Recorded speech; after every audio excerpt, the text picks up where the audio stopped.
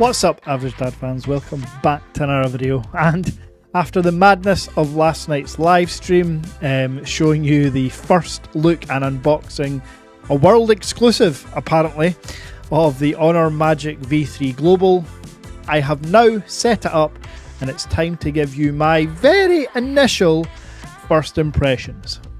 Let's go!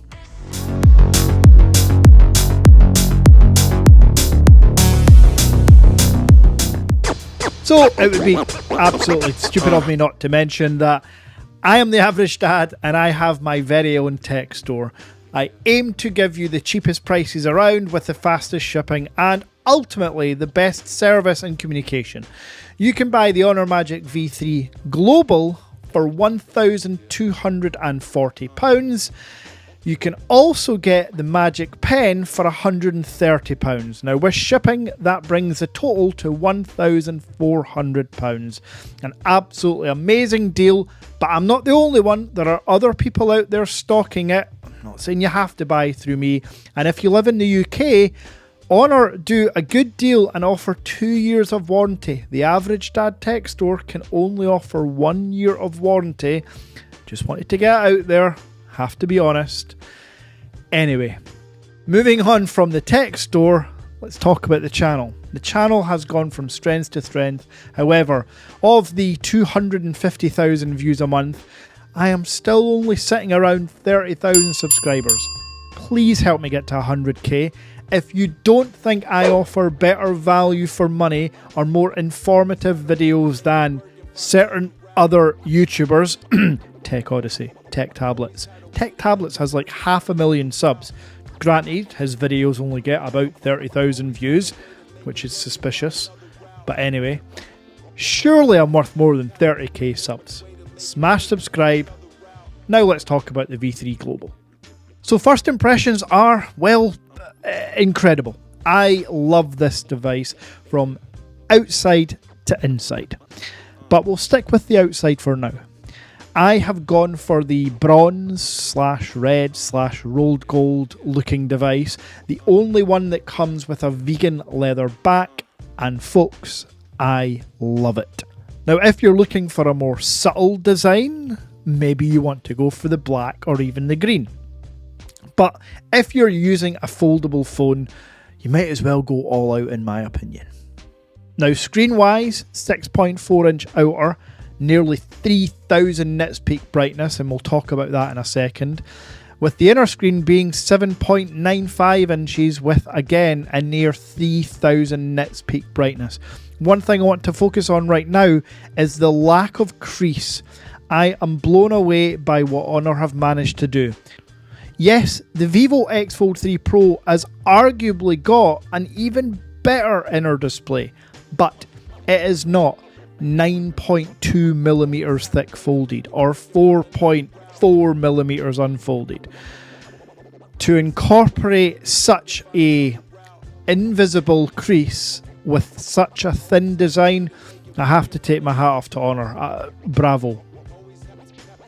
Now sticking with the kind of overall design and look, I like the camera bump. It's centered. It's not a circle. It's like a hexagonal octagon type shape. I'm not actually sure how many sides it's got. I think it's an octagon. But it looks great, especially with that rose gold kind of tint. And then the hinge. The hinge itself is laser etched with this little design and it looks fantastic. And overall build quality in the hand feels sturdy, premium for sure. And yeah, not flimsy. All you can really ask for from a foldable device is for it not to feel flimsy or like you're going to break it. And with the V3, you don't feel like that. Now, before I talk about the software experience and setting up the phone and how I've been using it and if it has Google Gemini, I just want to touch on a few key differences between the V2 and the V3. A lot of people are saying or asking, is the V3 just a slightly better optical zoom lens? No, it's not just a slightly better optical zoom lens. It's a far better camera setup from the wide to the ultra wide to that 3.5 times optical. The V2 was 2.5 times with a much smaller lens and sensor. So the whole camera setup has improved like 5 times in my opinion. And then going around the rest of the phone, you have 50 watts wireless charging included now. One of the major drawbacks of the V2 and the OnePlus Open is the lack of wireless charging. Honor have listened to feedback and included wireless charging. It's also the latest and greatest Snapdragon 8 Gen 3 chip. It also has a larger 5150 mAh battery. It also has a thinner and lighter build. Now, there are far more changes when it comes to the inside and performance because of the chipset, but those are the kind of key ones. The cameras, wireless charging, dimensions, and overall design. I much prefer this design to the V2. That's your biggest differences. And in terms of other differences, I do just want to touch on the software experience. Now, I'm not 100% sure if this will come to the V2, but when I long press, I now have Google Gemini. Straight out the box. I have Android Auto. Straight out the box. I have smartwatch compatibility with any Wear OS device. Straight out the box. Access to over 100 different languages, and so for those asking, yes, you can change it to Arabic, Czech, you can change it to German, settings menu. All the languages are supported. And Magic OS 8 isn't perfect, but is a far better experience to previous Magic OS software.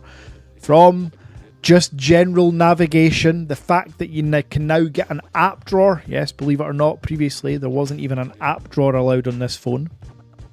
You have your usual Android 14 stuff like colour matching icons, colour matching to your wallpaper. As mentioned, Google Gemini makes it far easier to communicate and to ask that question.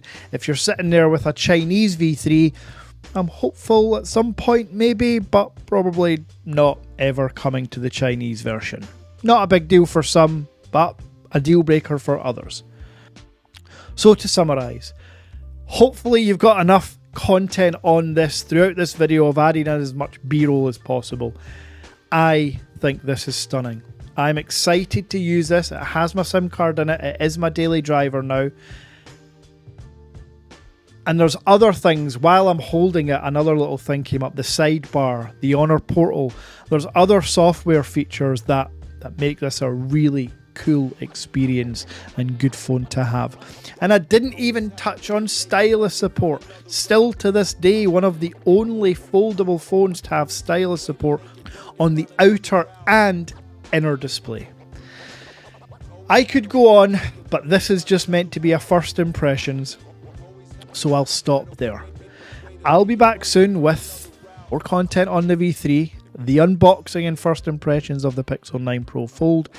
And if you haven't already, please hit thrust that motherfucking subscribe button, because we need to get balls deep into 50k. And if you're young children watching, I apologise for the last 10 seconds of language. Until next time.